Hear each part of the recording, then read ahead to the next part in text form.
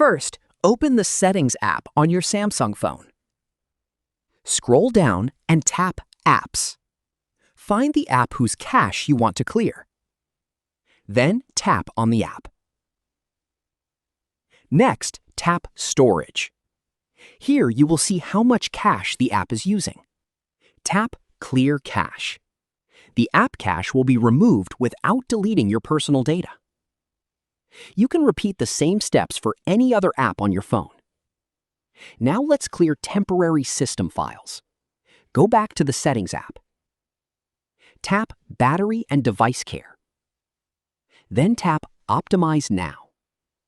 Your Samsung phone will automatically remove temporary files, close unnecessary background apps, and improve system performance. Clearing the app cache does not delete your photos, messages, or other personal data. It only removes temporary files that apps create over time.